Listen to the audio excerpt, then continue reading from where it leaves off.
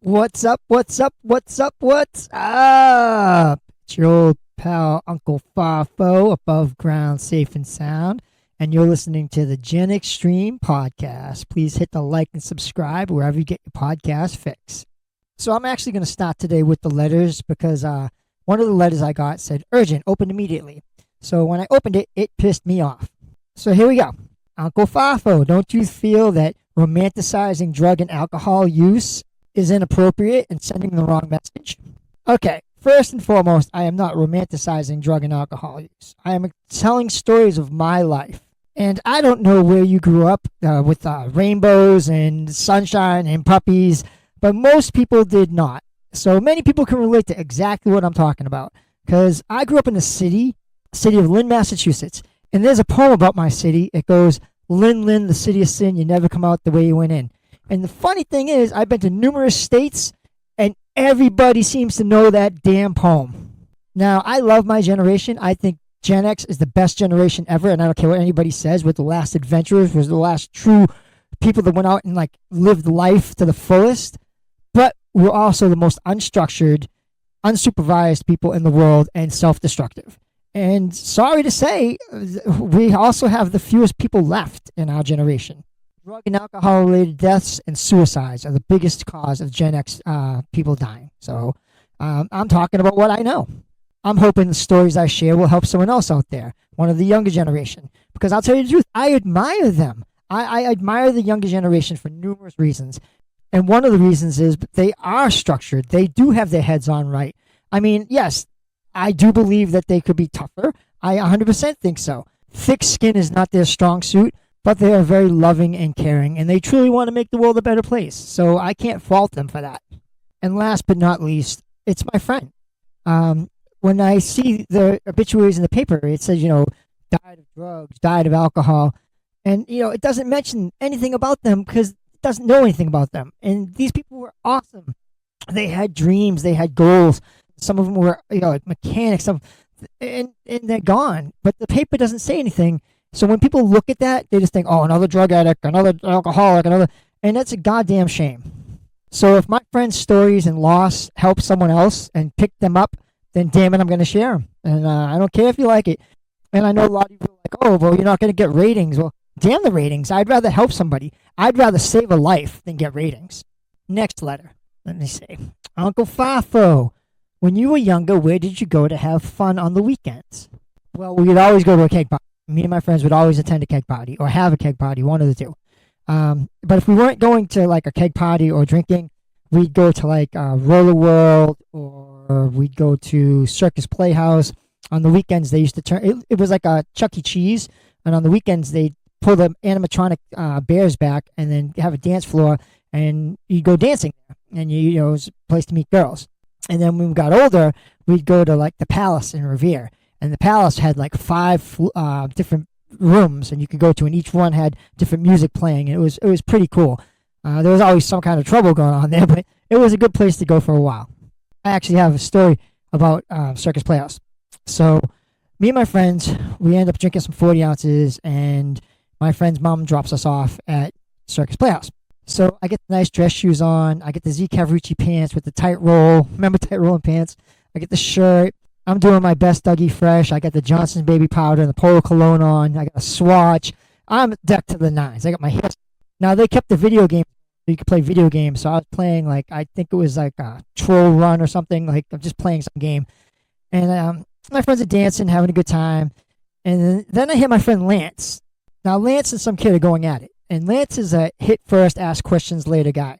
So I stop what I'm doing, and I go over and I intervene. I'm like, hey, Lance, let's calm down. We want to have a good time. There's no reason to fight. So now all my other friends see this, and they come over. So the kid sits down in the chair up against the wall. And so Lance is like, you're right. Let's not have any problems. He goes to walk away. And the kid goes, pussy. And then I kid you not, it was like a scene out of Airplane. It looked like a conga line of people hitting this kid. So I'm like, holy shit. I'm like, we got to get the hell out of there. So my friends take off. They're running to get to the exit. So I go to walk away to get to the exit too, and the kid's like, you're nothing but a bitch too. So I hit him, and then I took off. I was running. So me and my friends are running down the highway in Route 1 in Danvers, trying to get home. We're just like trying to get the hell out of there because the cops are coming. Now, obviously, if the cops came, they would have caught us because we're on Route 1 and there's not many places you could go. So we get to this payphone that's on the highway and we call a cab. We're like, all right. So we get it to the 7-Eleven in my friend Richie's house. Now, none of us have money. So we're all sitting there looking at each other and we all know we're not paying for this cab because none of us have money. So we get to 7-Eleven and we break. Boom, doors open and we're flying. We're running. And we hit every fence you could think of, flipping over fences. Like, it was just a shit show to get the hell away from the cab driver because, we just beat this cab. I don't know if any of you ever had to do something like that, but trying to flip over fences in dress shoes was not a fun time. Uncle FAFO, tell us a story that hurts you to this day. Okay. So I had to be about 6th or 7th grade. I had a friend named Erica. And me and Erica were, she was a little tough in it. She's a little tough guy. And she was my friend. And we were hanging out, and she said that she was going out later on with some people. She's meeting there tomorrow. She's like, I'll see you tomorrow. And the guy she was hanging out with killed her. He wanted to see someone die, he said. And he killed her. He took her life. And it was awful. Years later, me and my friend Lee became good friends with her mother, who worked with us. And her mother never got over it. And we talked about her, and it was just terrible, terrible.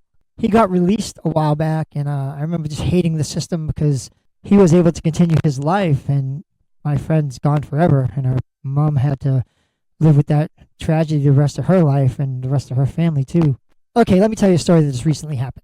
My granddaughters and me were at Walmart, and we were walking around looking at stuff, and there was a blue pool. I don't know if you all remember the blue pools when you were a kid. They're small. They're about 2 feet by 2 feet. When you're young, like 2 and 3, you can fit a bunch of people. When you get older, like 5, 6, you can only fit like 2 people. But where I was from, whenever I brought the pool out, my parents would bring the pool out, it became like a neighborhood thing. They'd bring their lawn chairs, they'd sit, the kids would play, and it was fun. I was so excited, and I was like, to my grandkids, I'm like, oh my God, do you guys want me to get you this? And they looked at me like I was crazy. So my granddaughter's like, no, I want you to get me this. So she walks over to the toys, and she grabs a Barbie. So I walked over and I looked at it, and I'm like, what the hell? And it said, Gold Digger Barbie. And I was like, what? So I turned it over, and it had accessories you could buy with this. And it was like, recently divorced Ken. He's got like all these ripped pants, ripped shirt, looking all beat up, scruffy. Then there was divorce attorney Greg with this evil grin on his face. You could also purchase the recently repossessed Camaro or the Warded in the Settlement Beach House. They're taking Barbie to a whole new level. Damn. So they settle on some toys, and the youngest one decides she wants Green Army. So I'm stoked because she's sleeping over, and I want to play with the Green Army Man. I'm a big kid at heart. I know a lot of people will be like, oh, well, you should act your age. Screw you. I act my age when I'm at work. When I'm with my grandkids, I'm a big child. So we do the whole, like, playing with the Army Men and, the pew, pew, pew, pew, and the tragic death scenes, like, oh, we're going to die, and we having a blast. And so it ends up being time for bed. She goes to bed. And then the next morning, I'm the first up. I'm always the first up. It's just how it is. I make my coffee, and I make some toast and a little bit of breakfast, and I get it all set, and I put it down. And when I look, she's down. She's sitting there, and, I'm like, would you like some breakfast? And she does, like, the child's eyebrow, and she's like, bro. And I'm like, did you just bro me? She's like, she's like, yes, I want some. And I'm like, in my head, I'm like, you little sassy shit. So I go and I start making her, like cereal and juice and, stuff like that. And I come back out and give it to her. She's playing with the toy soldiers, and I start drinking my coffee and my thing. And the coffee starts tasting funny. And I'm like, what the hell is going on? But it's coffee, and I'm going to drink the coffee.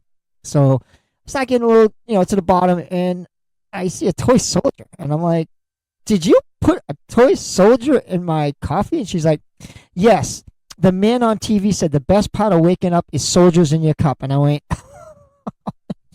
Folgers, baby, Folgers. She's like, oh, okay.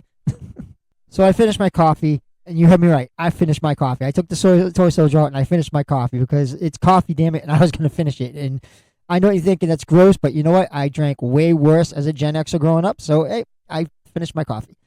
So we're watching TV, and a clown comes on, and I don't know if you saw the previews for the, Welcome to Derry with the new It.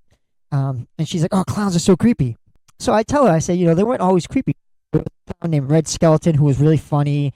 There was Clarabelle the Clown, Bozo's Big Top, Willie Whistle. Willie Whistle was just aggravating with that whistling crap.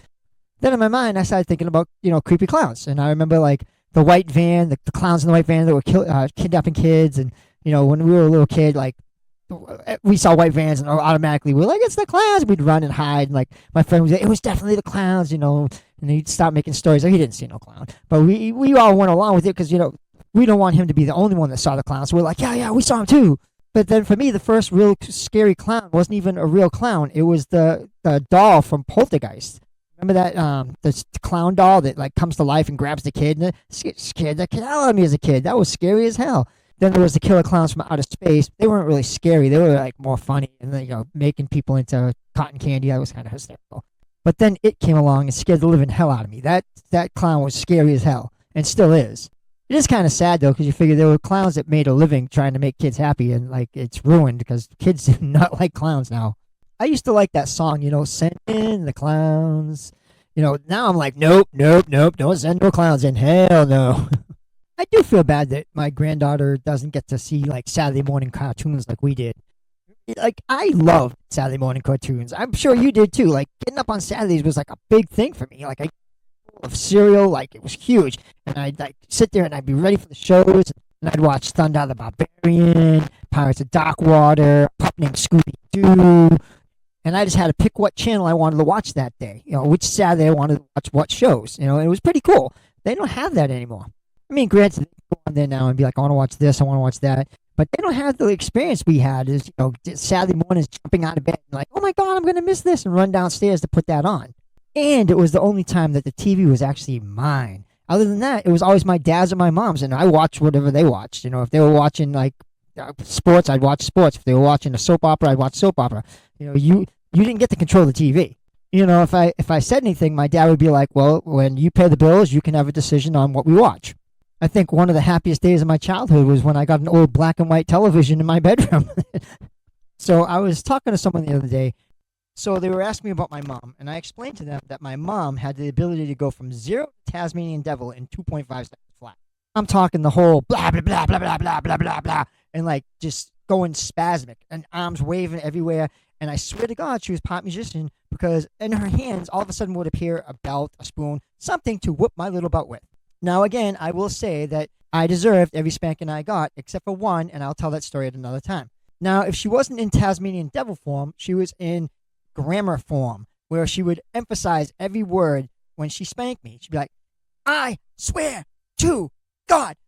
And honestly, that's how I learned to say words correctly. I'm sure many of you can relate to that. Now, my mom, she always had something going on at our house. Like on the weekends, either it was like a t-shirt decal party. I don't know if you guys remember them. And you could get the decals, and they had like the green monster giving the middle finger, or, we sold our souls for rock and roll or something. She'd have that going on, or Tupperware or something going on during the weekend. And I lived in the house where we had plastic seat covers. I absolutely hated plastic seat covers. I'm sure you did too. During the hot summers, you'd sit there and you'd sweat and you'd be sticking to it. It was awful. Children today do not know the experience of having plastic seat covers that you have to deal with. We honestly had furniture that you couldn't sit on. It had the plastic seat covers on, and it was for guests. Then when the guests came over, they never sat in it either. They usually sat at the kitchen table, and I was not allowed to be in the room when adults were talking at all. Like, it amazes me when I hear kids now, and I'm like, really? Like, they're sitting there talking to their parents like they're like buddies. I had to sit at the kid table until I was 13 years old. I wasn't allowed to, like, sit with adults. And I could never talk back to an adult, no matter who the adult was. It didn't matter. My mom would be pissed if I ever talked back to an adult. They were big on respect your elders. It didn't matter. Respect your elders. So when I hear kids now, I'm like, my teeth clench. I'm like, oh, because I know if it was during my time period, they'd get their butts handed to them. And people are like, oh, it's abuse. It wasn't abuse. It was not. Like I said, spankings and stuff can be out of hand. I agree. Like, some people took it to foul limits.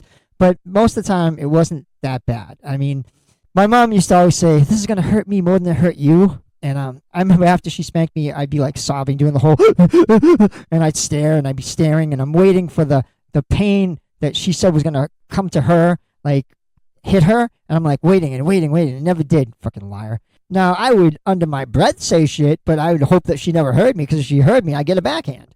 earlier in the show, I shared what happened to my friend, sadly. So I want to share a statistic with you, and it's a true fact.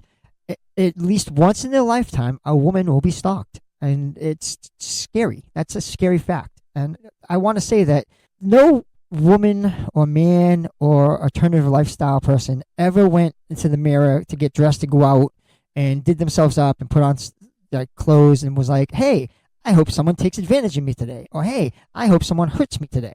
That's just not it at all. And I know people will say, oh, what were they wearing if something happens to them? And I'm like, it doesn't matter if they were wearing a tutu and a frock. No one deserves to be hurt. Now, I will say that if anything does happen, never go to the second place. The second place is never good. Do not go to the second place. Kick, bite, use your keys, whatever you have to do, do not go to the second place. And if any of you are like, oh, that person asked for it, look at the way they were dressed or anything, you got to be ashamed of yourself. If that's your daughter or your son, or that's ridiculous. And ladies and men, if you're in an abusive relationship, I know it's hard to get out of because, you want to believe that the person loves you, but if they're hurting you, they don't. I suggest that you try and get some help. Or if you know someone in a relationship like that, get them help before it's too late, before they end up a statistic. I remember when there was relationships that you knew the person was abusing the person and you couldn't do anything about it. And the police never did anything at the time. They just come and tell the person, keep it down. Now, I'm not blaming the police because it was a different time period and they had their hands tied. But those times are gone and you can get help.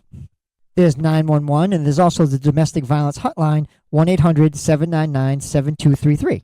All right. It's about that time. It's time for the DGAF Mirror. FAFO, FAFO, FAFO, FAFO. He doesn't give a fuck, don't you know? FAFO,